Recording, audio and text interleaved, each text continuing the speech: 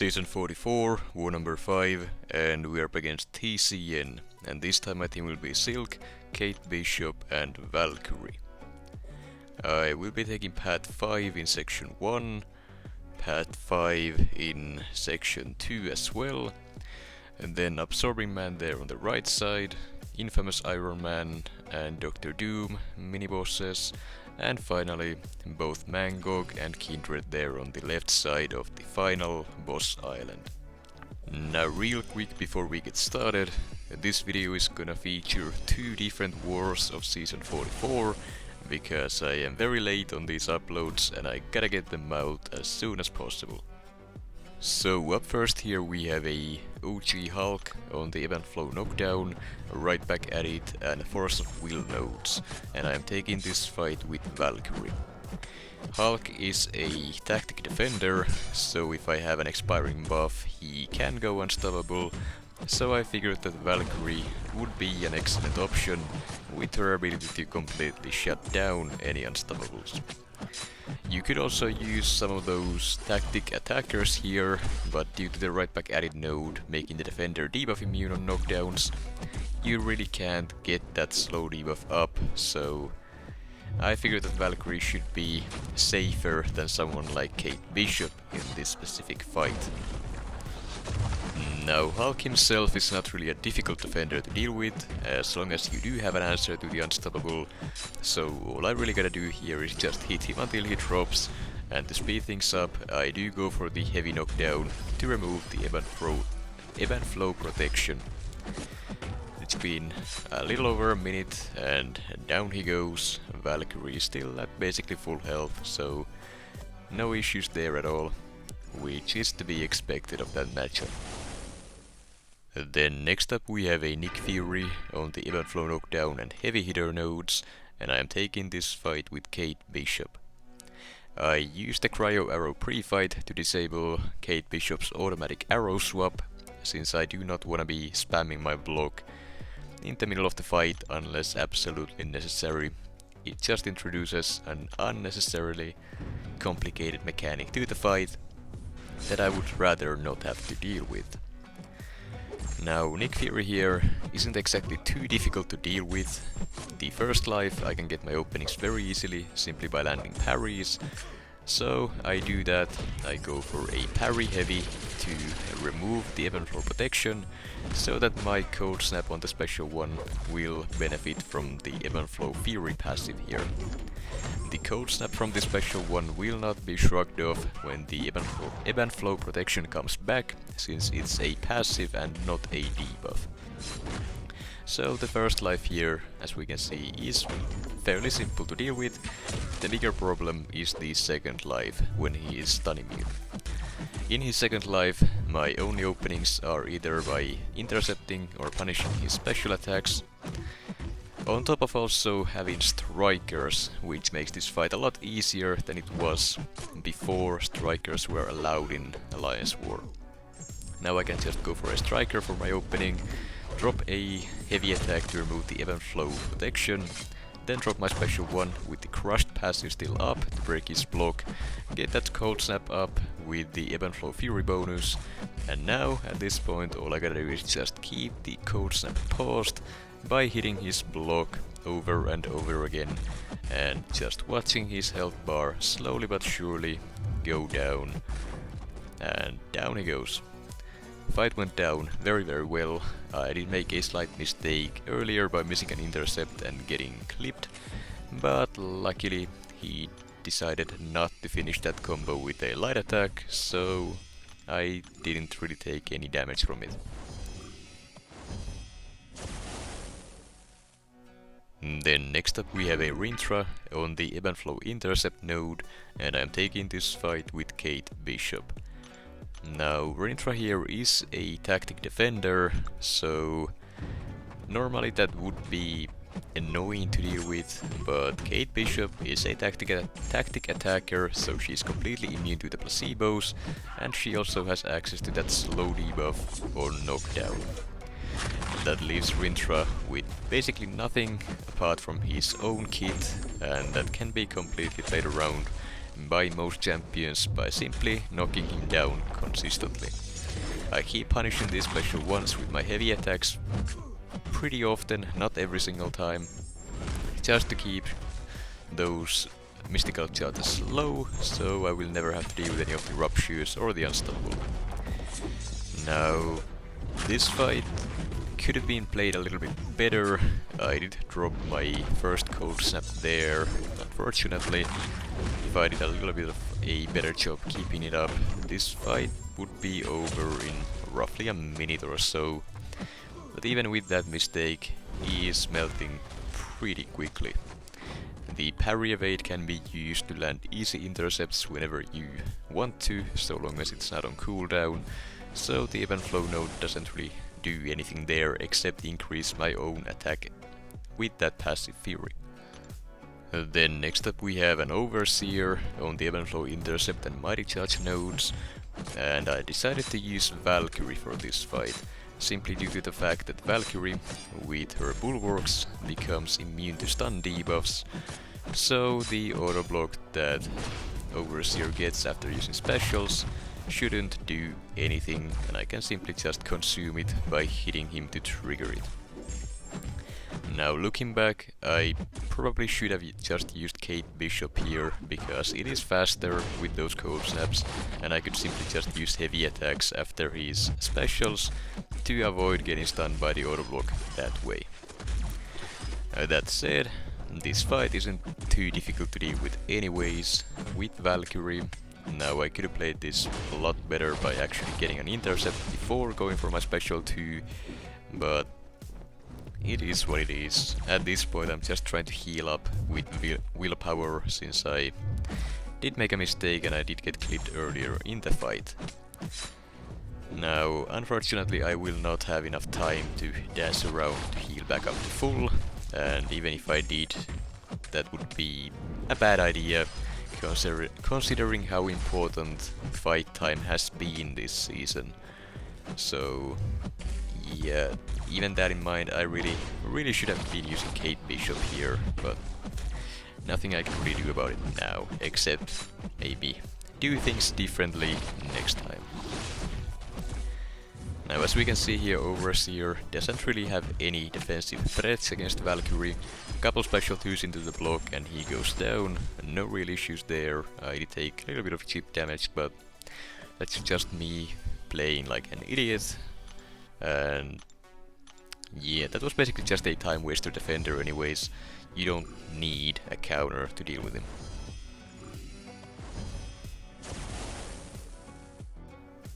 Next up we have an Absorbing Man on the Power Snack and One Too Many Hits nodes, and I'm taking this fight with Silk.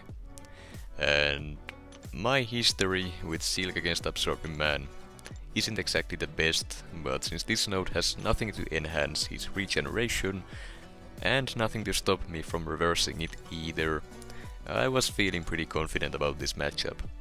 Silk doesn't gain any buffs either, since she doesn't benefit from the Dexterity Mastery, so the Power Snack node will never come into play.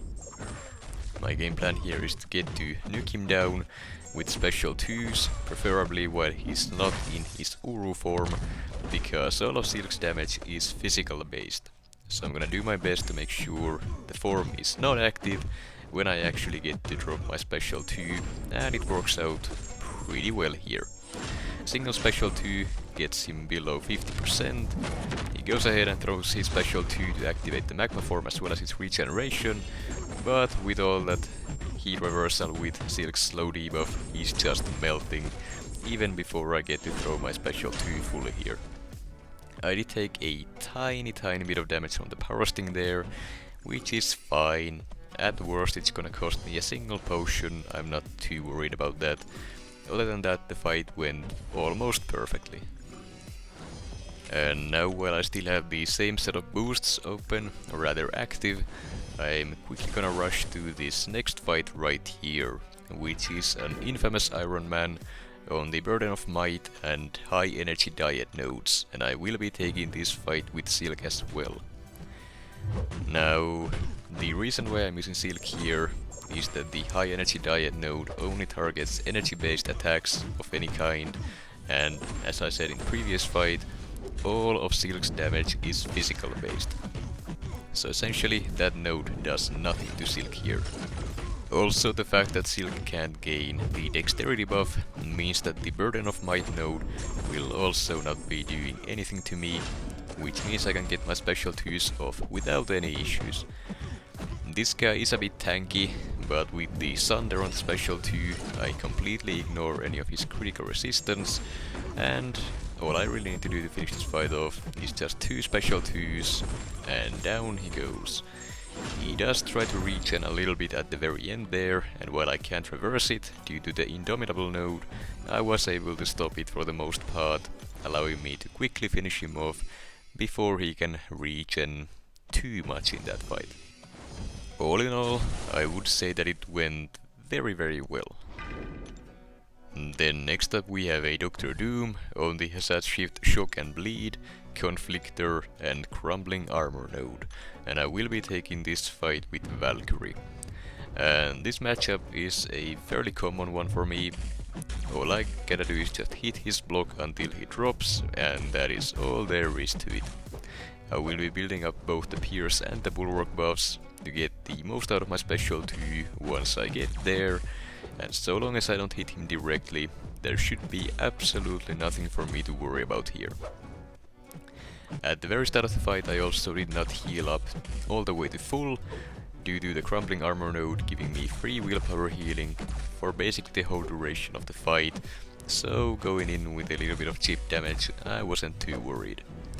The biggest risk in this fight is Doom's special 1.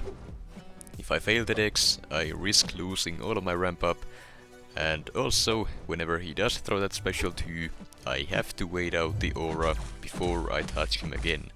Otherwise he has a chance to nullify my buffs on contact, which can end up with me getting Doom slapped, which is not great. So long as I can properly dex the special 1 and play around the aura, this fight is not difficult to deal with at all. Just your usual only hitting to block Valkyrie fight. Now, I did hit him directly at one point by accident, which got me a bleed debuff, which is actually the better of the 2 debuffs here. If I get a shock from the Hazard Shift node, Doom will be able to utilize that to use his heavy slap, so if you do get a shock debuff here, just get away and stay away until the shock falls off. Otherwise you might be eating that backhand and it's not gonna go well. One more special 1 from Doom, I just gotta wait out the aura, and then I got my special 2 ready to just absolutely melt him. Unfortunately the special 2 itself is not quite enough to finish him off, but a couple blocked hits afterwards and down he goes. Fight took just over 2 minutes, which is pretty slow, as some Valkyrie fights usually are, but it went very cleanly. I can't really complain about that, but in the future we should probably be using someone who's a little bit faster, because like I said previously, fight time has been very important this season, and it will continue to be important for the upcoming wars and the next seasons as well. Now then, we have a Mangog on the Aspect of Evolution Minimos node, and I am taking this fight with Silk. Now as usual, my game plan going in is to just utilize the invulnerability boost, rely on it and eat Mangog special 3 if necessary, but if not, I'll just nuke him down like usual with the special 3 rotation. Now having the Striker active in war really does make a big difference for Silk. She was already good without it previously, but with it she's just so much better, and you're gonna see why in just a moment. Now I get to my own special 3 here before Mangog gets to use his own, which is great. It just goes to show that you don't need the invulnerability boost here. It's just a nice safety net to have, and especially now that the Strikers are active and you can get that triple Fury on the special 2. This special 2 will more than likely be enough to finish the fight off. I go for my usual rotation here, go for the Striker, few more hits into a heavy into special 2, and this Mangog gets absolutely destroyed. He had no chance of surviving that, and yeah, at this point I think it is pretty safe to not have to use the invulnerability boost for that matchup anymore, so long as you have a striker active on her. Then we have the final fight of this war, a Kindred on the Combat Deja Vu Prowess and Conflictor miniboss node, and I'm taking this fight with Silk.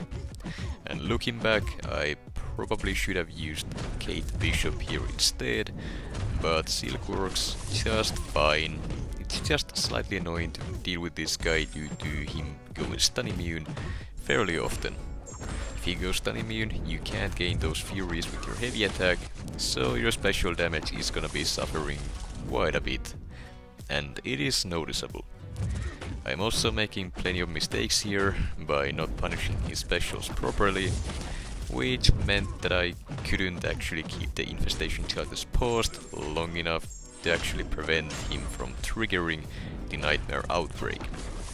So at this point I will be eating some degen, but luckily due to the decay tactic being overpowered, I'm not taking any damage at all from the degeneration, so yeah, even with making plenty of mistakes against Kindred, which would usually be a death sentence, this Alliance War season he doesn't do much as long as you're using a decay champion.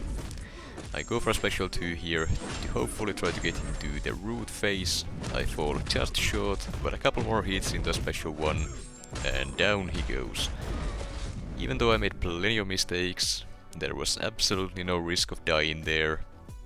And yeah, Silk is amazing, what can I say. As for the results, we did end up losing the war 2-4.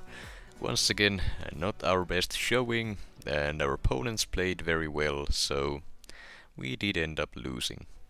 And that said, we are getting straight to war number 6 of season 44, and we're up against DSVG. This time my team will be Tigra, Valkyrie and Kate Bishop. I will be taking path 4 in section 1 and in section 2. As for the mini-bosses, I will be taking Sersi, Hulk and Rintrah, or the left side mini-bosses there with Kindred and Chavez, and finally that Gladiator boss with Valkyrie as well. Now in this war, you're gonna see why Kate Bishop is one of the strongest decay tactic champions, and yeah, you'll see. So up first here we have a spot on the steady build up Fury and running on Fumes nodes, and I'm taking this fight with Kate Bishop, starting with the Cryo Arrow pre-fight. The game plan here is to start the fight with an advanced power boost, get an opening immediately and just throw the special, after which the fight is almost over. The cold snap here is dealing just under 7000 damage per second, so all I gotta do is just keep it paused by baiting and punishing spots, specials or heavy attacks, and as we can see, he's not gonna last very long. Now at this point, if I hit him even once, he's gonna trigger the untouchable, so instead of using a basic attack, I go for my special 1, which, well, he couldn't really do anything there. The fight was over before he got a chance to do much, couldn't even throw a single special 1, and that just goes to show the sheer damage output that Kate Bishop has, and it is insane. Now next up here we have a Mole Man on the steady build up Fury and long distance relationships, and I decided to take this fight with Valkyrie. Now I could have melted this guy with Kate Bishop as well, but I figured that since Valkyrie has that chance to shrug off any non-damaging debuffs based on her block proficiency, as well as her ability to bypass Unstoppable, she should be able to take this fight very safely. I can freely hit into his block, the Unstoppable will not do anything, so I get my easy openings, as well as those passive furies whenever I shrug off any of the non-damaging debuffs. The fight goes down in under 40 seconds, which is very fast for a Valkyrie, so I do think I made the right call there.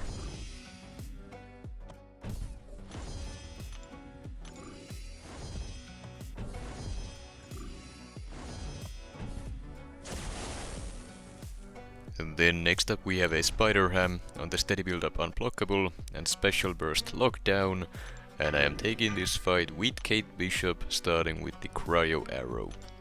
And the game plan is to utilize that Cryo Arrow once again to start the fight off with a special one, and then just let the Cold Snap do the work.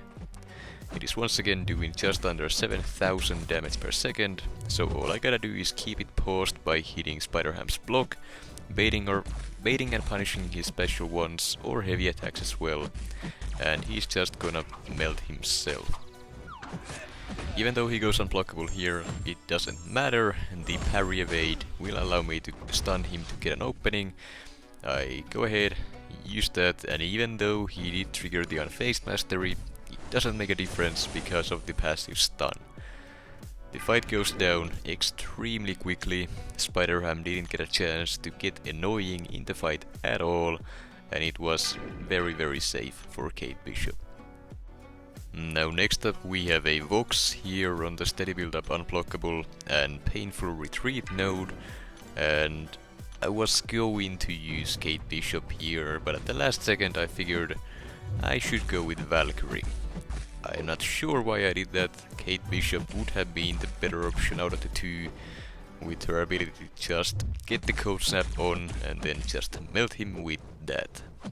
But instead I figured I'd go with the slower and steadier method of using Valkyrie, but as we're gonna see here, there is a slight interaction that I completely forgot about. Now, being able to shrug off the non-damaging debuffs here is good, since I don't have to deal with the opponent going fully unblockable, as well as any of the repercussions of actually eating any of those power stings or any of the sort. But at the same time, whenever I do shrug off a non-damaging debuff here, I am gonna go unblockable myself, and you don't want to do that with Valkyrie. You're gonna be doing much more damage through the block with those specials and basic attacks, so going unblockable will only hurt your damage output, making this fight more annoying to deal with. Now I purposefully did not go for any of the bulwarks, so that my debuff shrug off chance would not go any higher than it already is, because of my mastery setup. And I do think that was the right call until I lost my combo a second time, giving me my max ramp up on the bulwarks as well. Luckily it was at the end of the fight, so it didn't really cost me much, but those degens were starting to hurt quite a bit, and I did get very nervous when I got those on me, because Vox can hit very hard with those degens if you let them stick on you any longer than a few seconds. But yeah, next time I will just go with Kate Bishop and melt him that way. Now, this next fight here is a Sersi on the personal space regeneration, along with some other stuff that doesn't matter, because I am using Tigra here. All the nodes here, well, at least most of them, have something to do with buffs, so as long as Sersi here doesn't get any due to Tigra neutralizing her constantly, she doesn't get to do anything, and half a special 2 was enough to completely destroy her. Fight goes down in under 30 seconds, no issues there at all, and on to the next fight.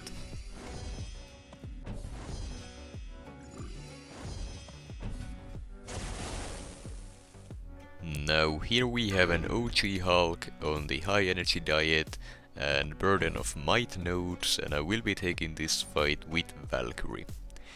Now, Kate Bishop would be great for this if it wasn't for the high energy diet node.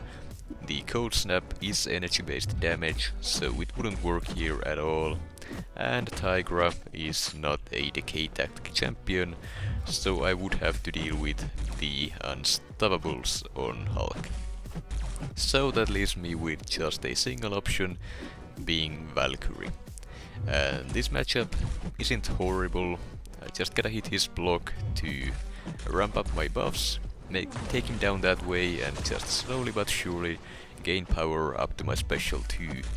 Or at least that was the plan. But if even one of those placebo buffs expire on me, my power is gonna get drained by the Burden of Might node, and I will never make it to my special 2. And that is exactly what happens here. So instead of doing that, well, all I gotta do is just hit him until he drops, preferably through the block so that I don't have to ramp up any of his Furies. So if I do get clipped, he doesn't absolutely destroy me instantly. Now, if I do eat a special 1 here, for example, I will be immune to the stun debuff thanks to the bulwarks, so that's not something I need to worry about. The damage, though, on the other hand, I wouldn't wanna deal with it. So all I really just gotta do is repeat this over and over and over again. Slowly but surely he is going down, so as long as I don't get hasty and start making mistakes, this fight is not difficult at all. Now that said, instead of me rambling here about nothing important for the next minute or so, I'm just gonna let the rest of the fight play out.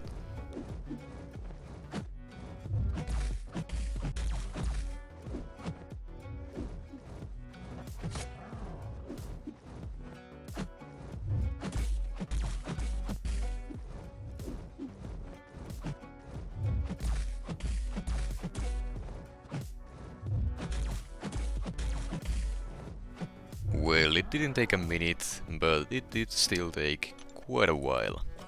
But that said, the fight went down, no issues, and Valkyrie is still standing at full health, so at the very least it went almost according to plan, though I would have rather gotten to my special 2 to speed things up.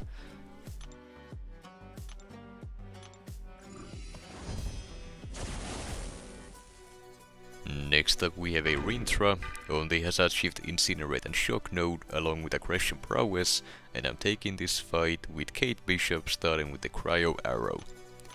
Now the reason why this works is that Kate Bishop is a Decay champion, so as long as I have at least 3 debuffs on the opponent, I will not be taking any damage from the Hazard Shift debuffs. That said, I did forget about the Insult to Injury node in this fight, and I tried to go for a parry there, which failed due to me having 2 debuffs on me, and I immediately lost my invulnerability boost. Luckily, the boost is not needed for this fight, so long as I play it the way I should be, and just keep baiting special 1s, punishing them with my heavy attack, and then letting the code snaps melt him. At the end of the day, this Rintrah fight should be just basically the same as any other Rintrah fight I have taken previously, so as long as I keep doing the same thing over and over again, it should go down without any real issues.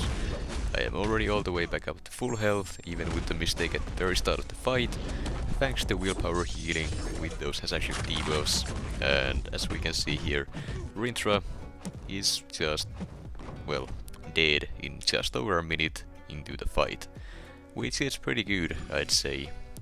Kate Bishop might not be the fastest option for Rintrah, but she's not slow by any means.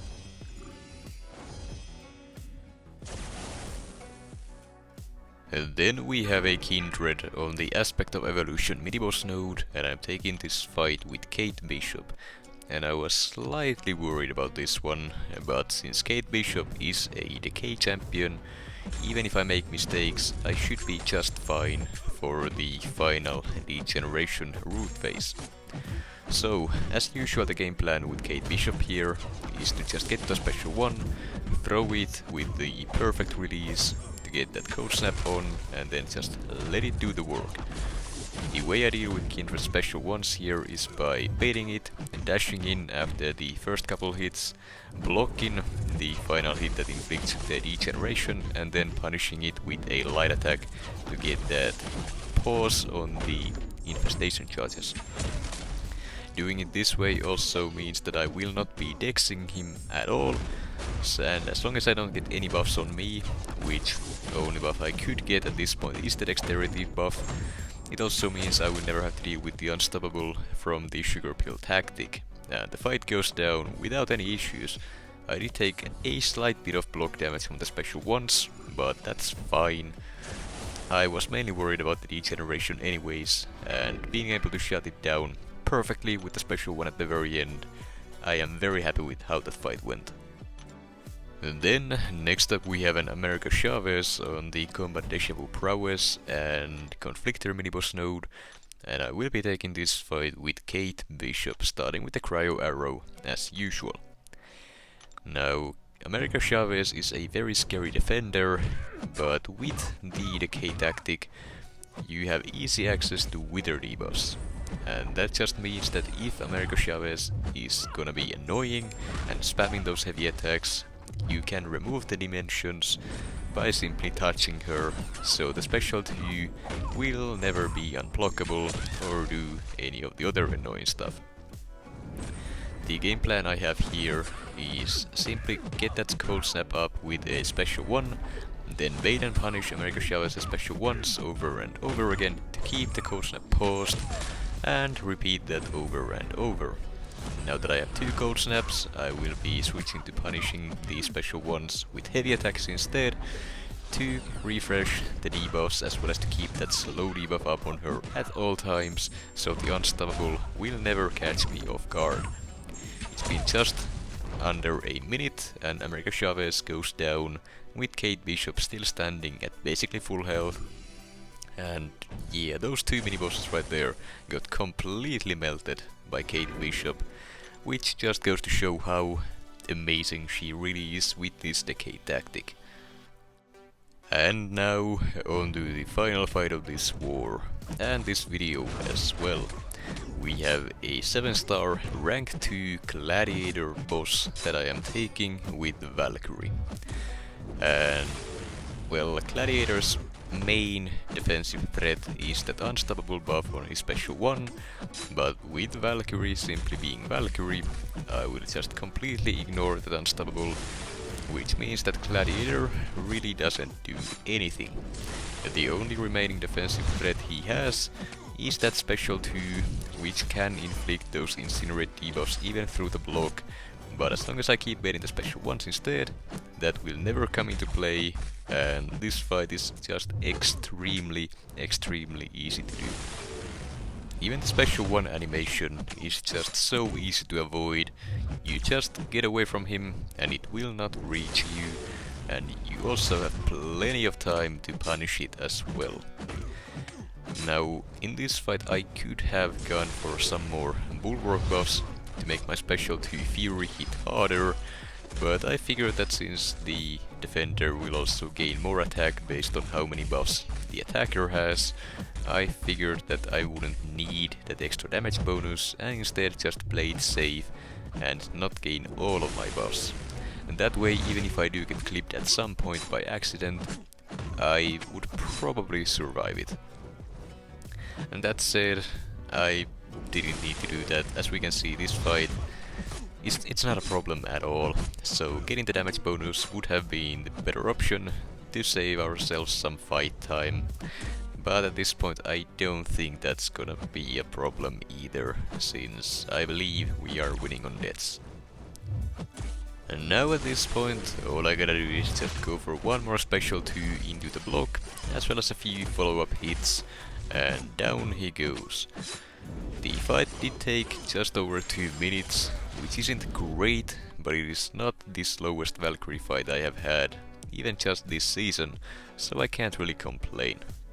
All in all, I really do not think we're gonna be seeing too many Gladiator bosses in the future, seeing just how easy he is to deal with, especially if you have a proper counter.